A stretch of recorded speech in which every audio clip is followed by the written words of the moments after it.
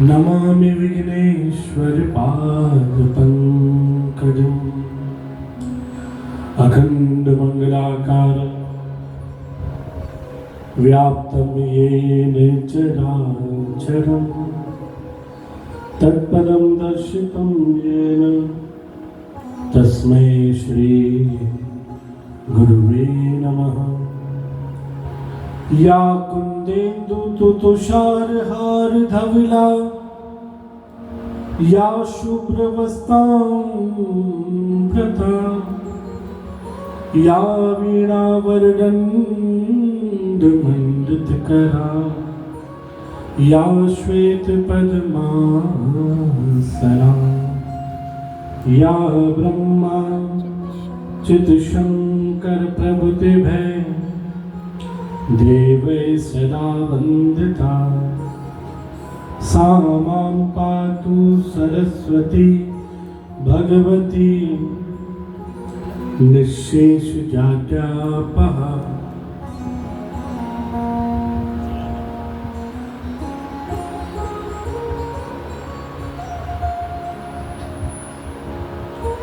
श्री कृष्णाय वासुदेवाय हरये परमात्मने प्रणतक्लेशनाशाय श्री गोविंदाय नमो नमः। सच्चिदानंद रूपाय विश्वोत्पत्त्यादिहेतवे तापत्रय विनाशाय श्री कृष्णाय वयं नमः। बंशी विभूषित करात नवनीरदावात पीतांबरादरविंब फलाधरोष्टात् पूर्णेन्दु सुंदर मुखारविंद नेत्रात् कृष्णात् परं किमपि तत्त्वमहं न जाने। जय जय श्री राधा रमण जय जय नवल किशोर जय गोपी चित चोर प्रभु जय जय माखन चोर। बंदा गुरुपद गंज कृपा सिंधु नर रूप हर महामोह तुम कुंज जास वचन रवि करन कर मूकम करोति वाचालं पिंगलंघ्यते गिरिं यत्कृपातमहं वन्दे परमानंद माधवम्।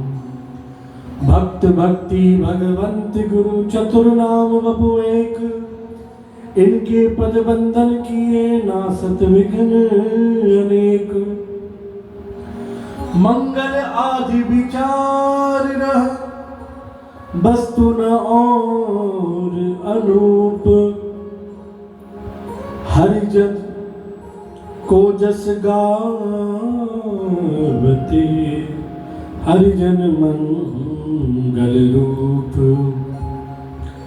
संतन निर्णय कियो मत श्रुति पुराण इतिहास भजबे को दोई सुधर के हरिदास।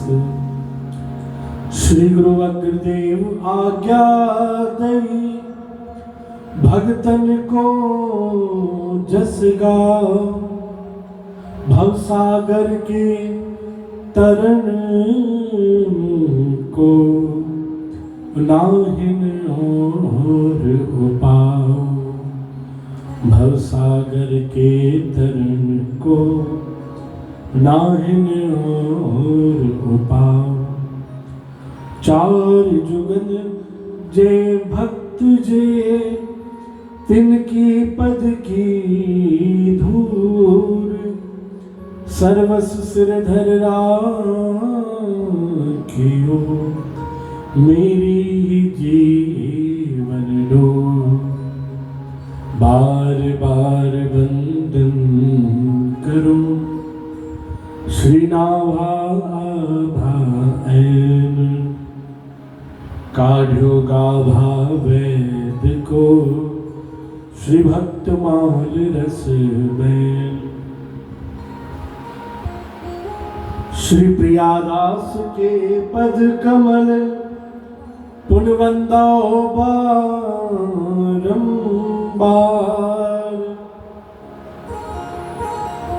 कीन भक्त रस बोधनी टीका अति सुख सार हरिज आन बिराजियो कथा रसिक हरिदास तुम श्रोता भक्त मान के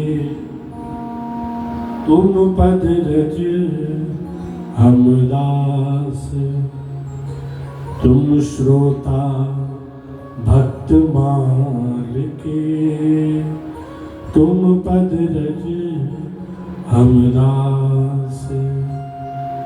बोलिए सद्गुरुदेव भगवान की, श्री कृष्ण कन्हैया लाल की, श्री रामचंद्र भगवान की जय।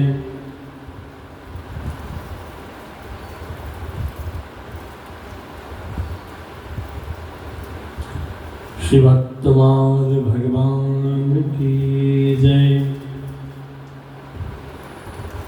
हरे राम राम राम हरे हरे, हरे राम राम राम, हरे कृष्ण कृष्ण कृष्ण हरे हरे, हरे राम राम राम हरे, हरे राम राम राम हरे हरे, हरे कृष्ण कृष्ण हरे राम राम राम हरे हरे, हरे कृष्ण कृष्ण कृष्ण हरे हरे, हरे राम राम राम हरे हरे, हरे कृष्ण कृष्ण कृष्ण हरे हरे। बोलिए सद्गुरुदेव भगवान की जय।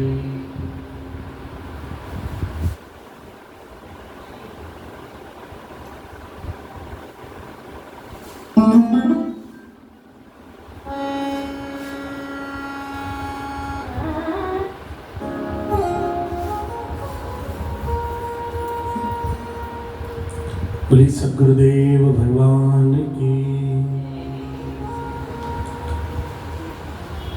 भक्तमाल में हमने कल तक श्रवण किया किस प्रकार से श्री हनुमान जी ने चारों युगों में किस प्रकार से सेवा कर कर आज भक्तराज की उपाधि पाई है। चारों युग में भगवान के किसी न किसी रूप में काम आकर सेवा में भाग बनकर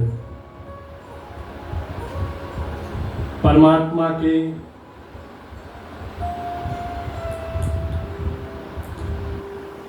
उस मंगलमय कार्य में आकर उन्होंने अपनी सहयोग दिया। बोलो जय श्री कृष्ण, बोलो राधे श्याम।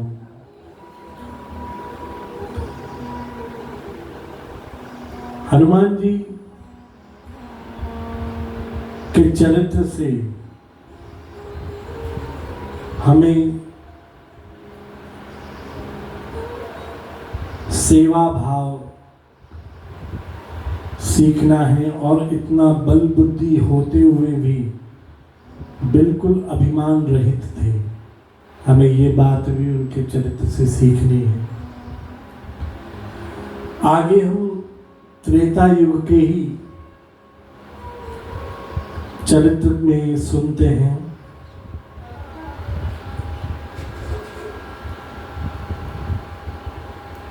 भक्तराज केवट। अब केवट भक्त का नाम नहीं है। केवट यानी नाविक, जो नदी किनारे कहीं भी हम जाते हैं तो एक छोर से दूसरे छोर तक ले जाता है, उसे केवट कहते हैं।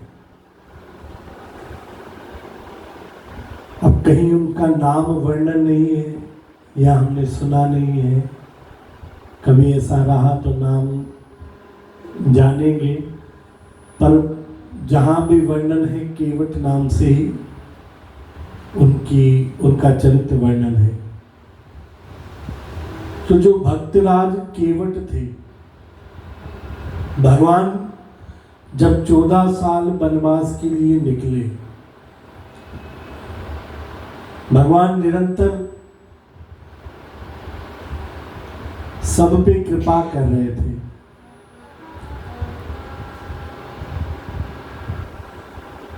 जितने संत थे, ऋषि थे, राजा थे, सब भगवान का स्वागत कर रहे थे कि आप हमारी कुटिया में आइए, हमें सेवा का मौका दीजिए।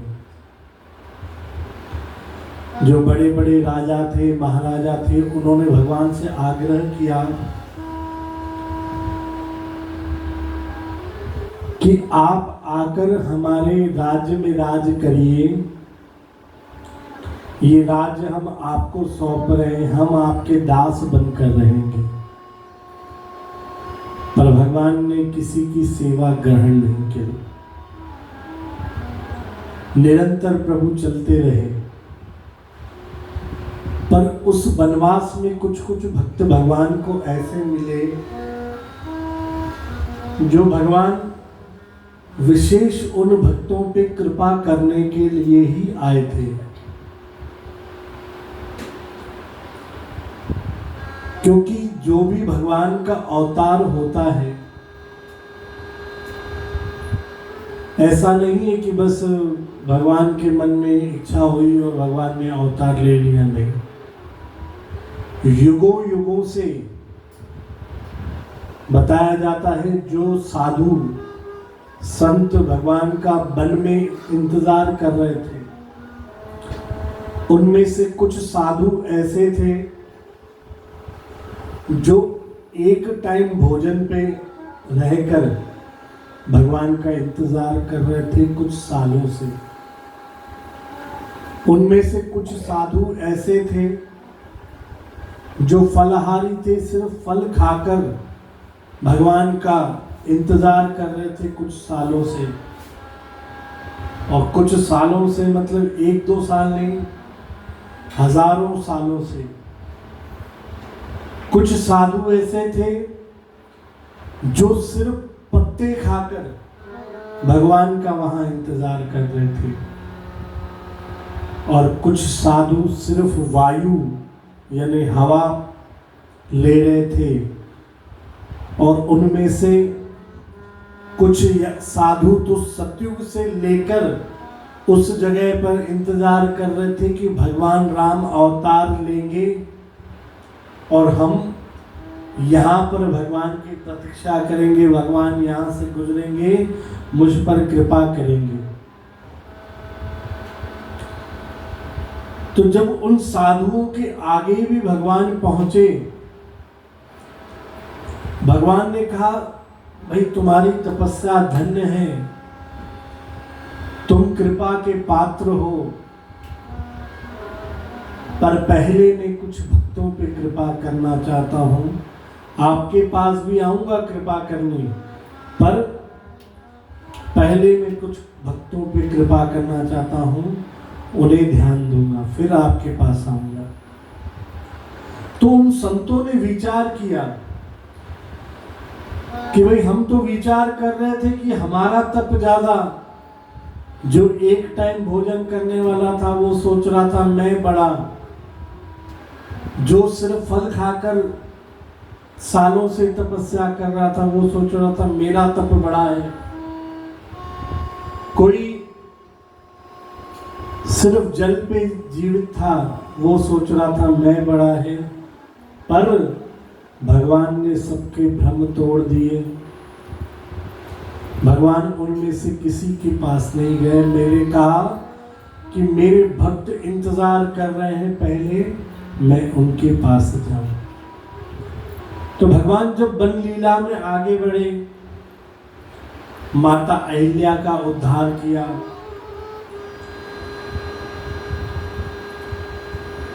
माता अहिल्या का उद्धार कर कर भगवान श्री राम वन में एक जगह विश्राम कर रहे थे।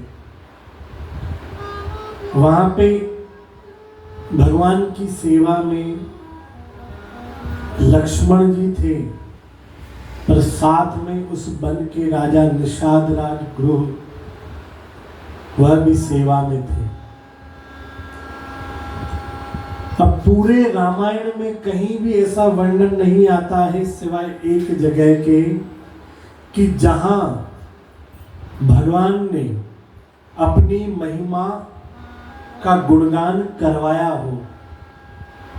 कृष्ण अवतार में तो हम बहुत बार सुनेंगे कि भगवान ने ब्रह्मांड का दर्शन करा दिया था मैया को, गोप ग्वालों को वैकुंठ घुमा कर आए थे, और कई बार ऐसी लीलाएं करी जहां उन्होंने दर्शाया कि वो भगवान के रूप में ही है। पर भगवान राम ने कभी भी ऐसी लीला नहीं करी जिससे यह पता पड़े कि वो भगवान रूप में है। पर सिर्फ एक ही जगह यह प्रसंग आता है जहां भगवान ने लक्ष्मण जी को प्रेरणा करी। अब लक्ष्मण जी भी भगवान के निरंतर सहायी हैं। भगवान नारायण के साथ निरंतर शेष रूप में विराजमान रहते हैं। शेषनाग जिस पे भगवान विष्णु शैया करते हैं, और शेषनाग के जितने सर हैं उतने सरों से वो निरंतर भगवान के गुणगान करते हैं। तो जब राम अवतार हुआ था, राम जी ने उन्हें प्रेरणा करी थी कि आप जब शेष अवतार में रहते हो मेरे गुण गाते हो, पर इस राम अवतार में गुण आपको नहीं गाने हैं, हमें यहाँ अपने गुण छुपाने हैं। कहा जैसी आगे। पर जब वन में पहुंचे, निषाद राज गृह सेवा में थे, तब भगवान की प्रेरणा से ही लक्ष्मण जी ने भगवान का गुण गाने लगे। कहने लगे कि आप जो राम जी देख रहे हो ना, ये कोई साधारण पुरुष नहीं है, ये साक्षात नारायण है। और नारायण की भक्ति ऐसी है कि सिर्फ इनके चरणों मात्र से धुला हुआ पानी भी मिल जाए, चरणों की रज भी मिल जाए, तो 84 लाख जोनियों में करे हुए पाप क्षण में खत्म हो जाएंगे और भगवान अपने धाम में वास दे देते। अब लक्ष्मण जी ये गुणानुवाद कर रहे थे पर वेदों में, शास्त्रों में ये भी कहा है कि भगवान की महिमा तो हर शब्द में है, हर वाणी में है, हर भजन में है, पर समझता वही है जिसे भगवान समझाना चाहते हैं।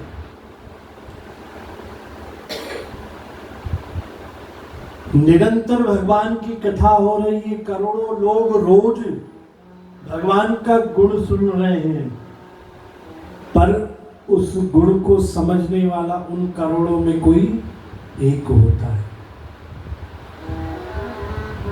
सोई जाने जिसे वो जनाए, जिसे वो अपनी महिमा बताने चाहता है, उसी को ही भगवान की महिमा समझ आती है। तो लक्ष्मण जी बता भले निषाद राज गृह को रहे थे, पर वो सत्संग उनके लिए नहीं था। वहीं दूर पेड़ के पीछे मल्लाह केवट, भक्तराज केवट छुपकर खड़ा था, वो महिमा सुन रहा था। बोलो जय श्री कृष्ण, बोलो राधे श्याम। देखो कथाएं बहुत बार ऐसी आती हैं,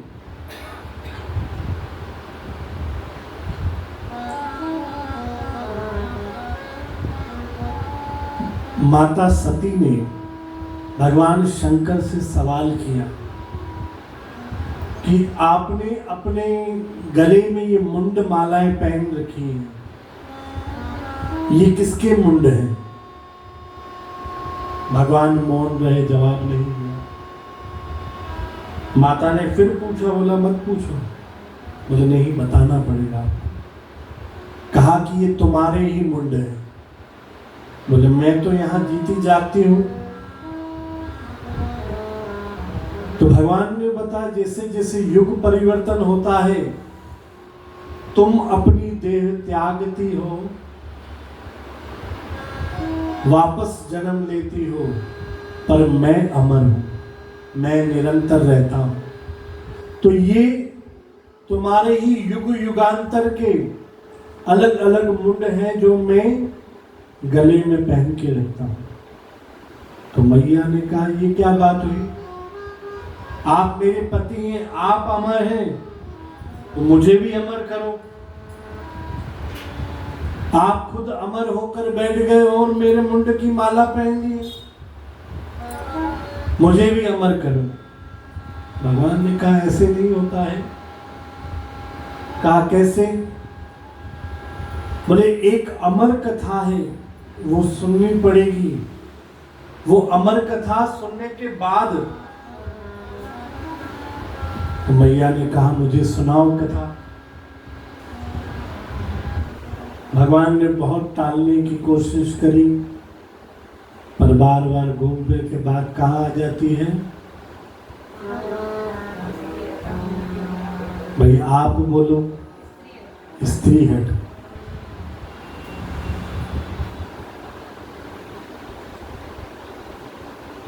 अब विचार करें कि वो स्त्री हट भी नहीं होता तो ये अमर कथा का राज भी हमारे बीच में नहीं होता।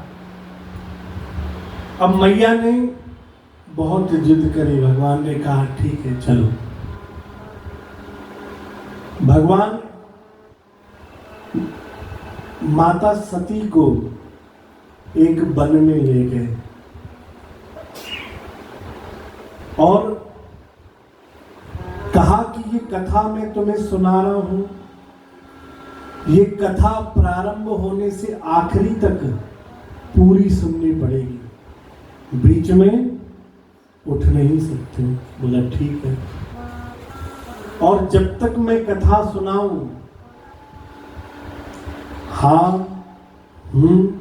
बोलते रहना।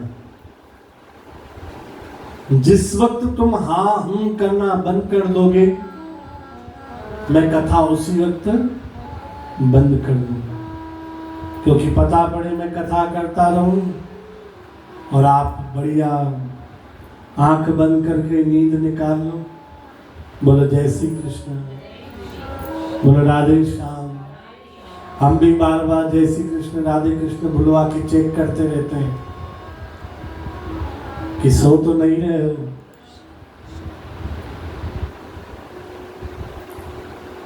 मैया ने कहा ठीक है। फिर भगवान ने अपना डमरू बजाया और आदेश किया कि जितने भी जीव आसपास में हैं किसी भी रूप में, सब यहां से दूर हो जाओ। और आदेश जानकर सब इधर उधर चले गए, वहां पे कोई भी नहीं था। अब भगवान ने कथा प्रारंभ करी। अब अमर कथा भगवान ने सुनाना शुरू करी। अब सुनाने वाले विचार करो, भगवान शंकर थे स्वयं,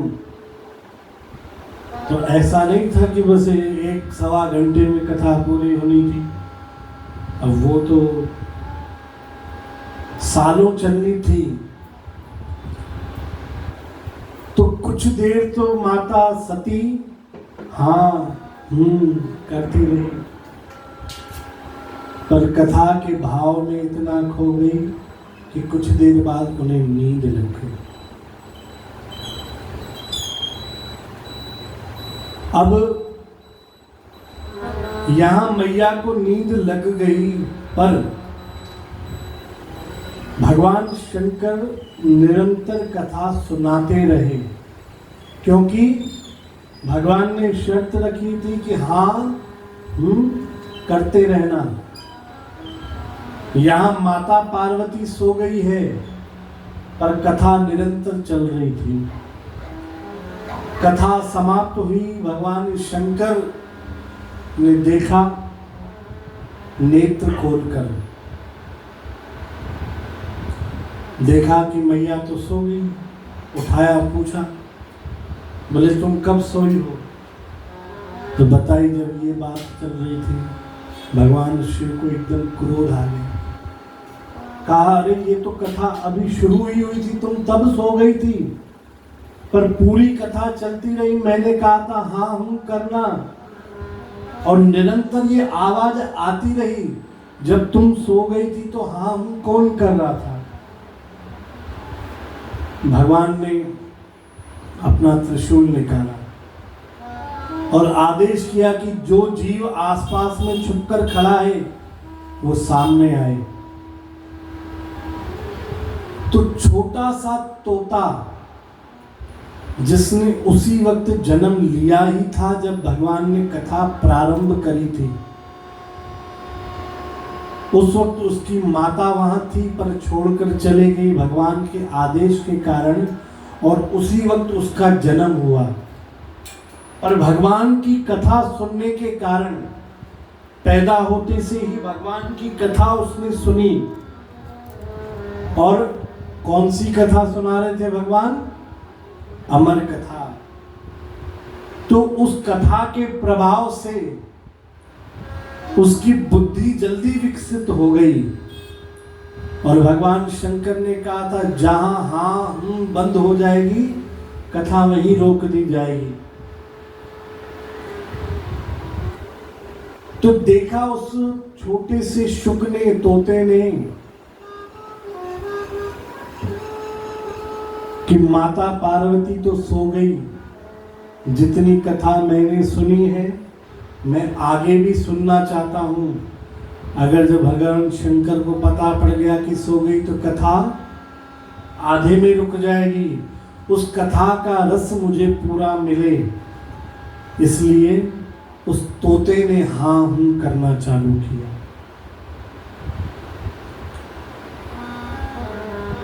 तो जो वरदान माता सती को मिलना था वो अमरत्व का वरदान मिल गया शुकदेव को, शुक को, तोते को।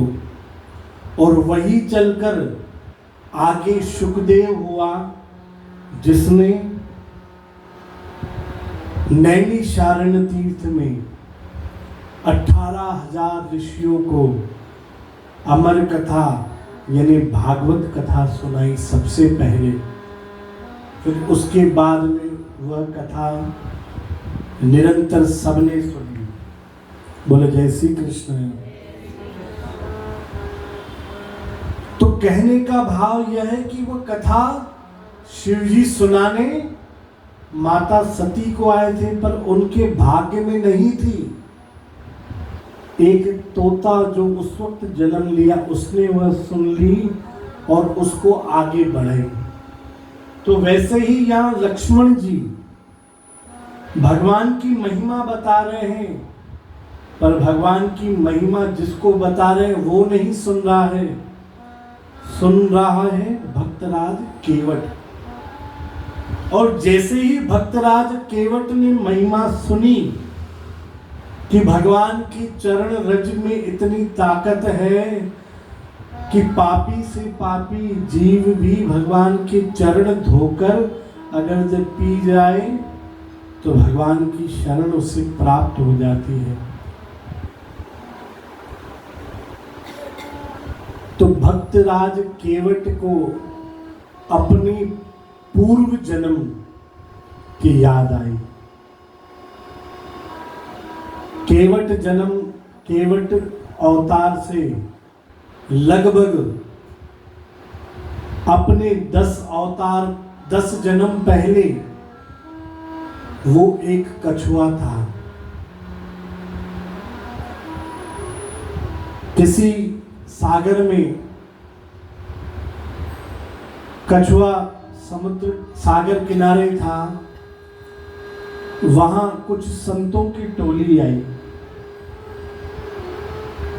वह संतों की टोली आकर भगवान के चरणों की महिमा गा रहे थे, जैसे लक्ष्मण जी ने अभी गाई। भगवान के चरणों की महिमा सुनकर वह कछुआ अपने उद्धार के लिए भगवान को इधर उधर ढूंढने लगा। और जिस दिन हम भगवान को ढूंढने निकलते हैं, भगवान उस दिन खुद ब खुद हमारे लिए मार्ग बना देते हैं भगवान को पाने के लिए। हम भक्तों का इतिहास देखते हैं कि भाई इस भक्त को भगवान मिले, मीरा को भगवान मिले, नरसिंह को भगवान मिले, नामदेव को भगवान मिले, पर हम ये नहीं विचार करते हैं कि उन्हें भगवान मिले कैसे। जब तक हम उस मार्ग पे दृष्टि नहीं डालेंगे तब तक मंजिल नहीं मिलेगी। बोलो जय श्री कृष्ण, बोलो राधे श्याम। हम घर में बैठे बैठे कहें मुझे बंबई जाना है, मुझे बंबई जाना है, मुझे बंबई जाना है। बताओ कितनी देर में पहुंच जाएंगे जी? नहीं पहुंच पाएंगे। अच्छा, कैसे पहुंचेंगे? जब घर से निकलेंगे, टैक्सी पकड़कर रेलवे स्टेशन, बस स्टेशन या एयरपोर्ट जाएंगे, वहां जाकर ट्रेन में बैठेंगे, फिर वहां पहुंच जाएंगे। तो हम जब रास्ते पे चलेंगे तब हम भगवान के पास पहुंच जाएंगे, मंजिल पे पहुंच जाएंगे। वही हम कहें घर पर बैठकर कहें हम तो भगवान से मिल जाएं, हम तो भगवान से मिल जाएं, तो कैसे मिल पाएंगे? जब तक उस मार्ग पे नहीं चलेंगे जिस मार्ग पर चलकर भक्तों ने भगवान को पाया है। और वो मार्ग कौन सा है वो कैसे जाने? जब हम भक्तों की महिमा सुनेंगे, जब हम उन भक्तों का चरित्र सुनेंगे। तो वैसे ही उस कछुए ने भगवान की महिमा सुनी तो बिना सोचे चल पड़ा कि भाई मैं तो कछुआ हूं, मैं कहां भगवान को ढूंढूंगा। अगर जो वो सोचता तो कभी नहीं मिल पाता। वो निकल पड़ा कि मैं जाकर बस भगवान के चरण धोऊंगा, पीऊंगा और पार हो जाऊंगा। वो आगे बढ़ा, कुछ दिन भटकता रहा, आखिर भगवान की नजर पड़ी कि यह मुझे ढूंढ रहा है। भगवान आगे होकर उस भक्त के पास पहुंचे और जैसी उसने महिमा सुनी संतों के मुख से, वैसा उसके सामने एक समझो रंगमंच बना दिया। जैसा जैसा उसने सुना था भगवान के बारे में कि भगवान शेष शैया पर बैठे हैं, माता लक्ष्मी उनके चरण दबा रही हैं, आसपास में कुछ सेवक चवर झुला रहे हैं, कुछ पंखा कर रहे हैं, जैसा जैसा दृश्य उसने